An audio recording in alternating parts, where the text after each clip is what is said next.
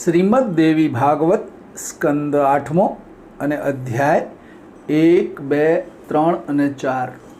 બોલ શ્રી અંબે માત કી જય, ચામુંડા માત કી જય, શ્રી જગદંબિકાય નમઃ।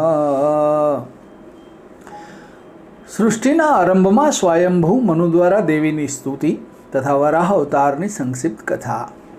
જન્મેજયે કહ્યું, બ્રહ્મર્ષિ, આપે સૂર્યવંશ અને ચંદ્રવંશમાં ઉત્પન્ન થયેલા રાજાઓની અમૃતમયી કથા કહી અને મેં સાંભળી। હવે હું ભગવતી જગદંબાની સવિસ્તાર કથા સાંભળવા ઈચ્છું છું।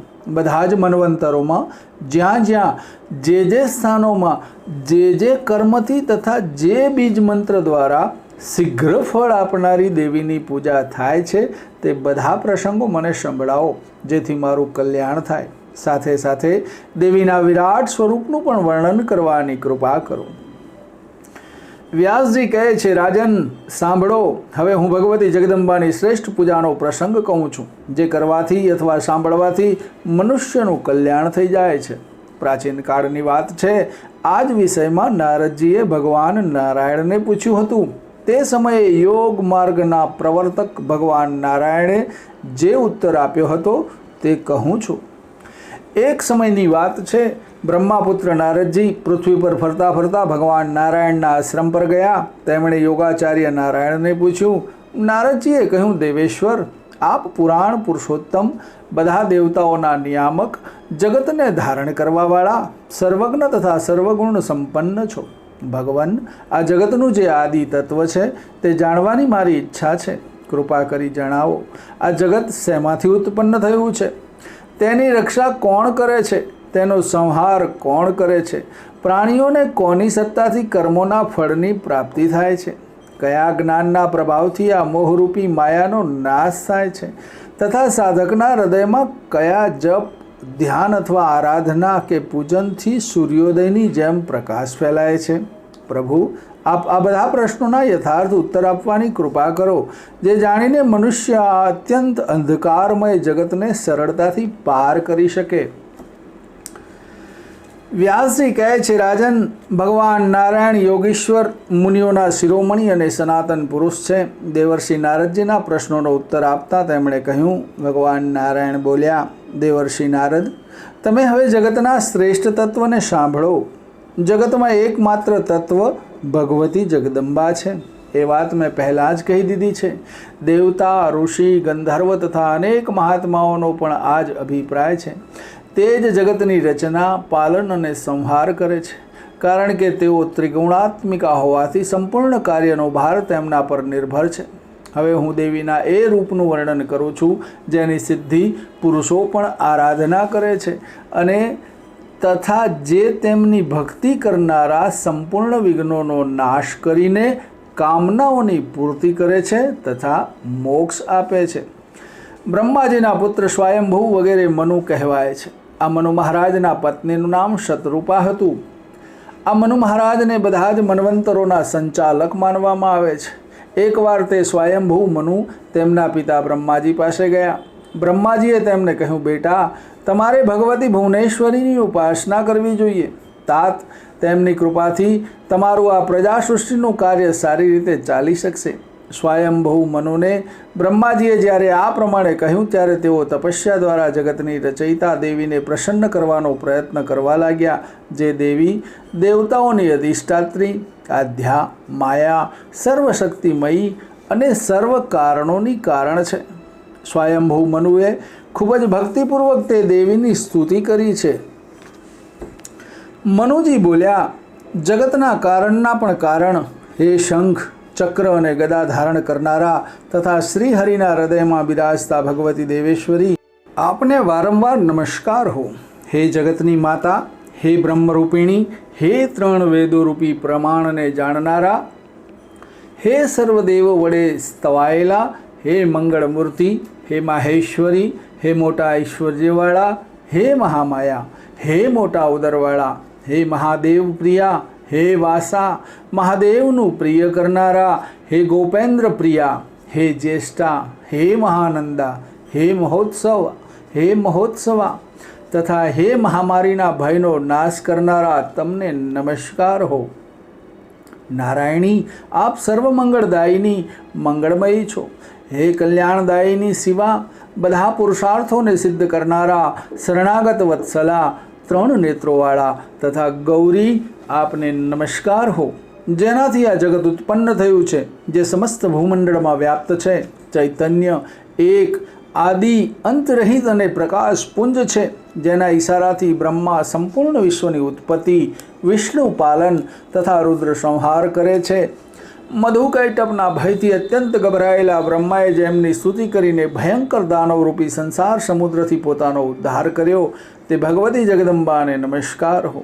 દેવી, તમે જ કીર્તિ, સ્મૃતિ, કાંતિ, કમલા, ગિરિજા, સતી, દાક્ષાયણી, વેદગર્ભા, બુદ્ધિદાત્રી અને અભયા નામથી પ્રસિદ્ધ છો. હે માતા, હું તમારી સ્તુતિ, પૂજા, નમસ્કાર, જપ, ધ્યાન, ચિંતન, અવલોકન તથા ચરિત્ર શ્રવણ કરું છું. તમે મારા પર પ્રસન્ન થાઓ. મહાન મંગળમય વિગ્રહ ધારણ કરવાવાળા લોકેશ્વરી, તમારી કૃપાથી જ બ્રહ્મા વેદના ભંડાર, શ્રીહરિ લક્ષ્મીના સ્વામી, ઇન્દ્ર ત્રિલોકના અધ્યક્ષ, વરુણ જળચર જીવોના નાયક, કુબેર ધનનાધિપતિ, યમરાજ પ્રેતોના શાસક, નૈઋત્ય રાક્ષસોના સ્વામી, ચંદ્રમા રસોના સ્વામી તથા લોકવંદ બન્યા છે. હે જગદંબિકે, તમને વારંવાર અનેક અનેક નમસ્કાર હો. ભગવાન નારાયણ કહે છે, દેવર્ષિ નારદ બ્રહ્મપુત્ર સ્વયંભૂ મનુએ આ પ્રમાણે ભગવતી નારાયણીની સ્તુતિ કરી, ત્યારે તે પ્રસન્ન થઈને બોલ્યા. દેવી ભગવતીએ કહ્યું, રાજેન્દ્ર, બ્રહ્મપુત્ર, તમારી જે ઈચ્છા હોય તે વરદાન માગો. હું તમારી સ્તુતિ, ભક્તિ અને આરાધનાથી અત્યંત પ્રસન્ન છું. મનુ બોલ્યા, અનુપમ કૃપા કરવાવાળી દેવી, તમે જો મારી ભક્તિથી પ્રસન્ન થયા હો તો કૃપા કરી આ પ્રજા સૃષ્ટિનું કાર્ય નિર્વિઘ્ને સંપન્ન થાય તેવું કરો. શ્રીદેવીએ કહ્યું, રાજેન્દ્ર, મારી કૃપાથી તમારી પ્રજા સૃષ્ટિ અવશ્ય સંપન્ન થશે અને કોઈ વિઘ્ન કે અવરોધ વિના તે ક્રમશઃ વધતી જશે. જે મનુષ્ય મારી ભક્તિ સાથે તમારા રચેલા આ સ્તોત્રનો પાઠ કરશે, તેની વિદ્યા, પ્રજા, કીર્તિ અને કાંતિ નિરંતર વધતા જશે, તેમાં કોઈ સંદેહ નથી. રાજન, આ સ્તોત્રના પ્રભાવથી મનુષ્ય ધનધાન્યથી સંપન્ન થશે. તેઓની શક્તિ કદી શિથિલ નહીં થાય, તેમનો સર્વત્ર વિજય થશે. ભગવાન નારાયણ કહે છે, પરમ બુદ્ધિમાન બ્રહ્મપુત્ર સ્વયંભૂ મનુને આ પ્રમાણે વરદાન આપીને ભગવતી દેવી અંતર ધ્યાન થઈ ગયા. ત્યાર પછી પ્રતાપી રાજા સ્વયંભૂ મનુ શ્રેષ્ઠ વરદાન મેળવીને બ્રહ્માજી પાસે જઈને કહેવા લાગ્યા, પિતાશ્રી, આપ મને કોઈ એકાંત સ્થાન આપો, ત્યાં રહીને હું પુષ્કળ પ્રજાઓ ઉત્પન્ન કરી શકું. હું યજ્ઞો દ્વારા દેવીની ઉપાસના કરીશ, તેથી મને તરત આજ્ઞા આપો. બ્રહ્માજી પ્રજાપતિઓના સ્વામી અને પરમ શક્તિશાળી પુરુષ છે. પુત્ર સ્વયંભૂ મનુની વાત સાંભળીને તેમણે લાંબા સમય સુધી વિચાર કર્યો કે આ કાર્ય કઈ રીતે સંપન્ન થશે. મને સૃષ્ટિ કરતાં અનંત કાળ વીતી ગયો છે, પરંતુ સર્વના આશ્રય રૂપ આ પૃથ્વી તો રસાતળમાં ગઈ છે. તેથી મારું સૃષ્ટિ કાર્ય તો ત્યારે જ સંપન્ન થાય જ્યારે આદિપુરુષ ભગવાન મારી સહાયતા કરે. તેમના આદેશથી જ તો હું આ કાર્ય કરવા પ્રયત્ન કરી રહ્યો છું. નારાયણ કહે છે, પરમ તપસ્વી નારદ, પદ્મયોની બ્રહ્માજીના મનમાં આપ વિચાર ચાલી રહ્યો હતો. તે સમયે મનુ, મરીચી વગેરે દેવતાઓ ચારે બાજુ ઉપસ્થિત હતા. નિષ્પાપ નારદ, ત્યાં તો બ્રહ્માજીની નાસિકાના અગ્રભાગમાંથી એક નાનું વરાહનું બચ્ચું પ્રગટ થયું. તેનું શરીર એક આંગળ જેટલું જ હતું. નારદ, જોતજોતામાં તે બ્રહ્માજીની સામે જ મોટું વિશાળ કાય હાથી જેવું મોટું થઈ ગયું. નારદ, તે વખતે મરીચી વગેરે બધા મુખ્ય દેવતાઓ, મુખ્ય ઋષિઓ અને શનકાદી ઋષિઓની સાથે બેઠેલા બ્રહ્માજીએ વરાહના તે આશ્ચર્યજનક રૂપને જોઈને મનમાં વિચાર કર્યો, અરે, સુવર્ણના રૂપમાં આ કયું દિવ્ય પ્રાણી મારા નાકમાંથી બહાર આવીને સામે ઊભું છે? આ અત્યંત આશ્ચર્યજનક ઘટના છે. હમણાં તો આ અંગૂઠાના વેઢા જેટલું હતું અને ક્ષણવારમાં તે આટલું મોટું વિશાળ બની ગયું, જાણે પર્વતરાજ હોય. ખરેખર ભગવાન શ્રીહરિ અથવા યજ્ઞ પુરુષો જ આ રૂપમાં પ્રગટ થયા છે. આ પ્રમાણે પરમ પ્રભુ બ્રહ્માજી તર્ક વિતર્ક કરી રહ્યા હતા. તે જ સમયે પર્વતાકાર વરાહરૂપધારી ભગવાન શ્રીહરિએ મોટી ગર્જના કરી. ગર્જનાથી ત્યાં ઉપસ્થિત બધા દેવતાઓ અને ઋષિઓને પરમ આનંદ થયો. વરાહ ભગવાનને ગડગડાટ સાથે ગર્જના કરીને દિગંતોને ગજાવી મૂક્યા. આ તુમુલ ઘોર અવાજ જનલોક, તપલોક અને સત્યલોકમાં સંભળાયો. ત્યારે ત્યાં વસતા દેવો તથા બ્રાહ્મણોએ ઋગ્વેદ, સામવેદ અને યજુર્વેદના સ્તોત્રથી આદિપુરુષ વરાહ ભગવાનની સ્તુતિ કરી. સ્તુતિ સાંભળીને સર્વસમર્થ શ્રી વરાહ નારાયણ દેવતાઓ પર અનુગ્રહ કરવા જળમાં પ્રવેશ કરી ગયા. જ્યારે તેઓ સમુદ્રમાં પ્રવેશ્યા ત્યારે તેમની સખત ટેરાવાળી ઘર્ષણથી સમુદ્રના હૃદયમાં ખળભળાટ મચી ગયો.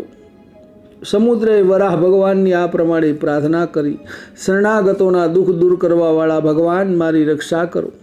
સર્વવ્યાપી ભગવાન જ વરાહના રૂપમાં પ્રગટ થયા હતા. સમુદ્રની પ્રાર્થના સાંભળીને જળચર જીવોને આમ તેમ હટાવીને તેમણે અગાધ જળમાં પ્રવેશ કર્યો.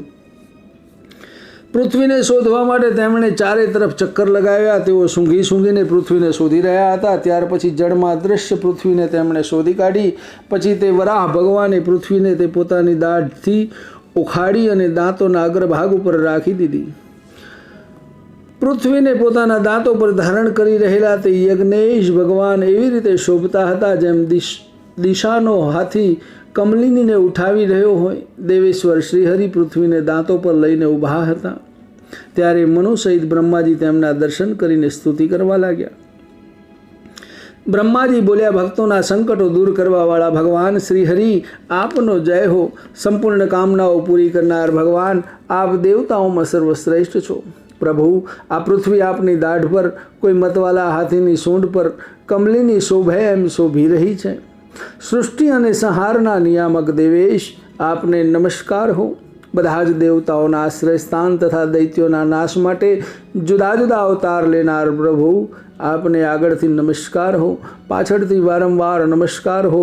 આપે જ મને સૃષ્ટિનું સર્જન કરવાની શક્તિ આપીને આ કાર્ય માટે નિયુક્ત કર્યો છે. હું આપનો આજ્ઞાકારી છું. સૃષ્ટિનું પાલન અને સંહાર આપની સત્તાને આધીન છે. હે હરિ, આપની મદદથી પ્રાચીન કાળમાં દેવતાઓને અમૃત પ્રાપ્ત કરવામાં સફળતા મળી હતી. આપની આજ્ઞાથી ઇન્દ્ર ત્રિલોકના અધ્યક્ષ છે અને અઢળક સંપત્તિનું આધિપત્ય તેમણે પ્રાપ્ત થયું છે અને તે દેવો દ્વારા પૂજાય છે. અગ્નિ આપના અનુગ્રહથી દાહશક્તિ પ્રાપ્ત કરીને તથા જઠરાગ્નિ બનીને દેવો, મનુષ્યો અને અસુરોને તૃપ્ત કરે છે. પિતૃઓના અધિષ્ઠાતા, સંપૂર્ણ કર્મોના સાક્ષી તથા કર્મફળ આપવાવાળા ધર્મરાજાની નિયુક્તિ પણ આપે જ કરી છે. નૈઋત્ય આપની કૃપાથી જ રાક્ષસોના સ્વામી છે, જેનામાં તમામ વિઘ્નો દૂર કરવાની શક્તિ છે તથા જે બધા જ પ્રાણીઓના કર્મોના સાક્ષી છે. તે યજ્ઞ પુરુષ પણ આપના અંશથી જ પ્રગટ થયા છે. આપની આજ્ઞાના બળથી જ જળના સ્વામી વરુણ જળચર પ્રાણીઓના અધ્યક્ષ તથા લોકપાલના પદ પર પ્રતિષ્ઠિત છે. આપની આજ્ઞાથી જ વાયુ ગંધને લાવનાર અને બધા પ્રાણીઓનો પ્રાણ લોકપાલ અને જગત ગુરુ બન્યો છે. પ્રભુ, આ બધી આપની જ પ્રભુતા છે. યક્ષો અને કિન્નરોના અધિપતિ કુબેર આપની આજ્ઞાથી જ સમસ્ત લોકપાલોમાં સન્માન પામ્યા છે. ઈશાન બધા રુદ્રોમાં મુખ્ય છે. તેઓ આપની આજ્ઞાથી જ પ્રલય કરનાર અને સર્વદેવોના રક્ષક છે અને તેથી ત્રણેય લોકોના સ્વામી તેમને વંદન કરે છે. તેઓ આપની જ વિભૂતિ છે. જગત પર શાસન કરનાર ભગવાન, અમે આપને પ્રણામ કરીએ છીએ. નારદજી કહે છે, આ પ્રમાણે જગતના સૃષ્ટા બ્રહ્માજીએ જ્યારે આદિપુરુષ ભગવાન શ્રીહરિની સ્તુતિ કરી ત્યારે તેઓ માત્ર લીલાપૂર્વક તેમના પર અનુગ્રહ કરવા તૈયાર થઈ ગયા. તે વખતે ત્યાં મહાન દૈત્ય હિરણ્યાક્ષ આવ્યો. તેણે ભગવાનનો રસ્તો રોકી લીધો હતો. ત્યારે વરાહ ભગવાનને ગદાના પ્રહારથી તેને મારી નાખ્યો. તેના લોહીથી ભગવાનનું શરીર ભીંજાઈ ગયું. ત્યાર પછી વરાહ ભગવાનને દાંતથી પૃથ્વીને ઉપાડીને અને લીલા માત્રથી જળ ઉપર પધરાવી દીધી અને તે પછી યજ્ઞ નારાયણ પ્રભુ પોતાના નિજધામમાં પધારી ગયા. આ પ્રમાણે ભગવાન શ્રીહરિએ પૃથ્વીના રસાતલમાંથી લાવવા માટે આ પ્રકારની લીલા કરી હતી. જે મનુષ્ય ઉત્તમ ચરિત્રનું અધ્યયન અને શ્રવણ કરશે તેના તમામ પાપોનો નાશ થશે અને તે વિષ્ણુ લોકમાં જવાનો અધિકારી બની જશે. અધ્યાય 1-2 સંપૂર્ણ થયો. સ્વયંભૂ મનુની કન્યાઓના વંશનો સંક્ષિપ્ત પરિચય અને 7 દ્વીપોના ઉત્થાનનો ઉપક્રમ.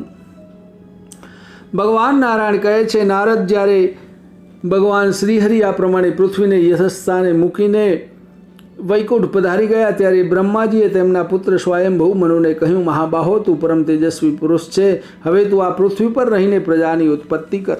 હે વિભુ, સર્વપ્રથમ દેશ કાળ પ્રમાણે યજ્ઞોના સાધનરૂપ નાના મોટા પદાર્થોથી યજ્ઞેશ્વર પુરુષ ભગવાન વિષ્ણુની ઉપાસના કરો. શાસ્ત્રોક્ત ધર્મોનું આચરણ કરો.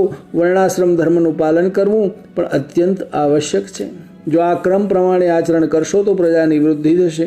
તમે તમારા ગુણ, કીર્તિ અને કાંતિને અનુરૂપ પુત્રો ઉત્પન્ન કરો. તે પુત્રો વિદ્વાન, વિનયશીલ, સદાચારી અને ઉદાર મનના હોવા જોઈએ. એ જ રીતે કન્યાઓને ઉત્પન્ન કરીને તેમનો વિવાહ ગુણવાન અને યશસ્વી પુરુષો સાથે કરવો. મનને ભગવાન શ્રી હરિમાં જોડી દેવું. ભક્તિરૂપ સાધન કરતાં ભગવાનની ઉપાસનામાં પ્રવૃત્ત રહેવું. આમ કરવાથી તમે યોગીઓને ઇષ્ટ એવી પરમ ગતિને પ્રાપ્ત થશો. નારદ, પ્રજાપતિ બ્રહ્માજીએ તેમના પુત્ર સ્વયંભૂ મનુને આ પ્રમાણે ઉપદેશ આપીને સૃષ્ટિની રચના કરવાના કાર્યમાં તેમને નિયુક્ત કરી દીધા. બ્રહ્માજીનો આદેશ, પુત્ર તું પ્રજાની ઉત્પત્તિ કર, સ્વયંભૂ મનુના હૃદયમાં દ્રઢ થઈ ગયો હતો. તેથી તેઓ પ્રજા ઉત્પત્તિના કાર્યમાં લાગી ગયા. મનુ મહારાજને પ્રિયવત અને ઉત્તાનપાદ નામના 2 પુત્રો અને આકુતિ અને દેવહૂતિ અને પ્રસૂતિ નામની 3 કન્યાઓ થઈ. મનુ મહારાજે તેમની પ્રથમ પુત્રી આકૃતિનો વિવાહ રુચિ મુનિ સાથે, બીજી કન્યા દેવહૂતિનો કરદમ મુનિ સાથે અને ત્રીજી પુત્રી પ્રસૂતિનો વિવાહ દક્ષ પ્રજાપતિ સાથે કર્યો. જગતની બધી પ્રજાઓ આમાંથી ઉત્પન્ન થઈ છે. રુચિ મુનિને ત્યાં આકૃતિના ગર્ભથી ભગવાન યજ્ઞપુરુષ પ્રગટ થયા. કરદમ મુનિના પત્ની દેવહૂતિ ભગવાન કપિલના માતા બન્યા. એ સર્વવિદિત છે કે કપિલ ભગવાન સાંખ્યશાસ્ત્રના આચાર્ય છે. દક્ષના પત્ની પ્રસૂતિને ઘણી કન્યાઓ થઈ. તે કન્યાઓમાંથી દેવતા, મનુષ્ય અને પશુ વગેરેની ઉત્પત્તિ થઈ. આ પ્રમાણે સ્વયંભૂ મન્વંતરમાં ભગવાન યજ્ઞપુરુષનો અવતાર થયો. તે સમયે તેમણે દેવતાઓના સહયોગથી તેમના પિતાજીની રાક્ષસોથી રક્ષા કરી હતી. મહાન યોગી કપિલ ભગવાને પણ પોતાના આશ્રમમાં રહીને તેમના માતા દેવહૂતિને સાંખ્યશાસ્ત્ર પરમ જ્ઞાનનો ઉપદેશ આપ્યો. તેમનો આ ઉપદેશ તમામ વિદ્યાઓનો સાર છે. તેમણે ધ્યાન યોગ તથા આધ્યાત્મિક જ્ઞાનના સિદ્ધાંતનું વિશેષ રૂપે પ્રતિપાદન કર્યું. સંપૂર્ણ જ્ઞાનને દૂર કરવાવાળું તેમનું એ શાસ્ત્ર કપિલ શાસ્ત્રના નામે પ્રસિદ્ધ છે. કપિલ ભગવાન મહાન યોગી અને સાંખ્યશાસ્ત્રના નિયામક અને ઉદાર ચિત્ત હતા. તેઓ માતાને ઉપદેશ આપીને પુલહ મુનિના આશ્રમ પર ચાલ્યા ગયા. અત્યારે પણ તેઓ ત્યાં જ નિવાસ કરે છે. જેમના સ્મરણ માત્રથી સાંખ્ય યોગ સિદ્ધ થઈ જાય છે તેવા સમસ્ત વરદાનો આપનારા યોગાચાર્ય મહાભાગ કપિલ ભગવાનને નમસ્કાર હો. નારદ આ પ્રમાણે સ્વયંભૂ મનુની કન્યાઓના વંશનું ઉત્તમ ચરિત્ર મેં કહ્યું. આ પવિત્ર કથા શ્રોતા વક્તાના તમામ પાપો નાશ કરનારી છે. હવે સ્વયંભૂ મનુના પુત્રોના પવિત્ર વંશનું વર્ણન કરીશ. મનુ પુત્રોએ દ્વીપો, ખંડો અને સમુદ્રો વગેરેની જે વ્યવસ્થા કરી છે તે પ્રસંગ પણ વ્યવહારિક જાણકારી માટે અથવા બધા જ પ્રાણીઓના સુખ માટે કહીશ. ભગવાન નારાયણ કહે છે, નારદ, સ્વયંભૂ મનુના મોટા પુત્રનું નામ પ્રિયવ્રત હતું. તેઓ સત્યવ્રત અને પરમ ધાર્મિક હતા. વિશ્વકર્મા પ્રજાપતિની પુત્રી બહિષ્મતી સાથે પ્રિયવ્રતનો વિવાહ થયો હતો. બહિષ્મતી પણ પ્રિયવ્રતના જેવા ધાર્મિક અને સદાચારી હતા. પ્રિયવ્રતજીને બહિષ્મતીના ગર્ભથી 10 પુત્રો અને 1 કન્યા ઉત્પન્ન થઈ. કન્યાનું નામ ઉર્જસ્વતી હતું. આગ્નેન્દ્ર, ઇદમજીવ્હ, યજ્ઞબાહુ, મહાવીર, રૂક્મશુક્ર, ધૃતપુષ્ટ, સવન, મેઘાતિથિ, અગ્નિહોત્ર અને કવિ નામોવાળા 10 પુત્રો અગ્નિ કહેવાય છે.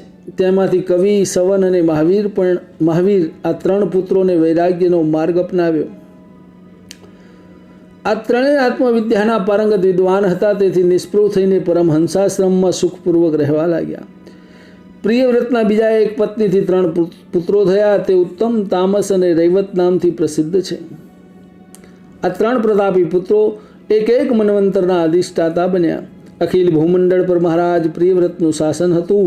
આ ઇન્દ્રએ વિજયી રાજાએ લાંબો સમય સુધી પૃથ્વીનું રાજ્ય કર્યું.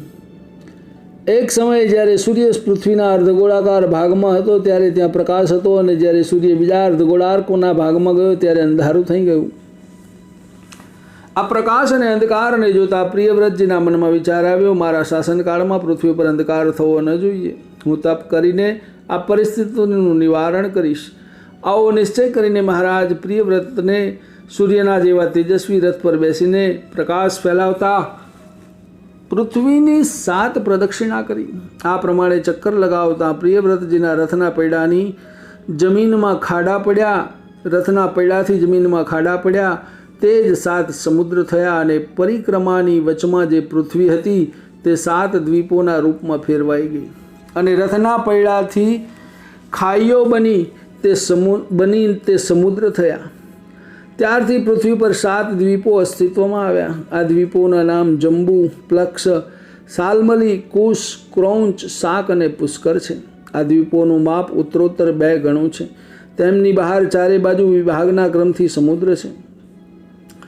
તે સમુદ્રો ક્ષારોદ, ઇક્ષુરસોદ, સુરોદ, ધ્રુતોદ, ક્ષીરોદ, દધીમંડોદ અને શુદ્રોદના નામથી પ્રખ્યાત છે. આ પ્રમાણે ભૂમંડળ પર આ 7 સમુદ્ર પ્રસિદ્ધ થયા. ક્ષાર સમુદ્રથી વીંટળાયેલો જે પ્રથમ દ્વીપ છે તેને જંબુ દ્વીપ કહે છે. પ્રિયવ્રત મહારાજે તેમના પુત્ર અગ્નિન્દ્રને આ દ્વીપનું શાસન સોંપ્યું. બીજો પ્લક્ષદ્વીપ શેરડીના રસથી ભરેલા સમુદ્રથી ઘેરાયેલો છે. આ દ્વીપનું રાજ્ય મહારાજ પ્રિયવ્રતે તેમના બીજા પુત્ર ઇદમજીવહને આપ્યું. સાલમલી દ્વીપને ફરતો મદિરાનો સમુદ્ર છે. ત્યાંનું રાજ્ય તેમના પુત્ર યજ્ઞ બાહુને આપ્યું. કુશદ્વીપ અત્યંત મનોહર અને તેની ચારે બાજુ ઘીનો સમુદ્ર છે. ત્યાં પ્રિયવ્રતના પુત્ર હિરણ્ય રહેતા આ દ્વીપના અધ્યક્ષ છે. 5મો કૌચ દ્વીપ છે. તેની ચારે બાજુ ક્ષીર સમુદ્ર છે. ત્યાં પ્રિયવ્રતના બળવાન પુત્ર ધૃતપૃષ્ઠનું શાસન છે. શાકદ્વીપ સર્વોપરી સુંદર છે. તે દધીમંડોદ નામના સમુદ્રથી ઘેરાયેલો છે. પ્રિયવ્રતના મેઘાતિથિ નામના પુત્ર ત્યાંના રાજા બન્યા. પુષ્કર દ્વીપની ચારે બાજુ મીઠા જળનો સમુદ્ર છે. ત્યાં પ્રિયવ્રતના પુત્ર વિતિહોત્રનું શાસન છે. મહારાજ પ્રિયવ્રતે તેમની ઉર્જસ્વતી કન્યાનો વિવાહ શુક્રાચાર્યજી સાથે કર્યો. શુક્રાચાર્યજીની કન્યા દેવયાની ઉર્જસ્વતીની ગર્ભથી ઉત્પન્ન થઈ હતી એ વાત પ્રસિદ્ધ છે. આ પ્રમાણે મહારાજ પ્રિયવ્રતે તેમના પુત્રોને 7 દ્વીપો વહેંચી આપ્યા અને તે પોતે યોગ માર્ગનો આશ્રમ કરી સંન્યાસી થઈ ગયા. અધ્યાય 1, 2, 3, 4 સંપૂર્ણ. બોલ શ્રી અંબે માત કી જય. ચામુંડા માત કી જય.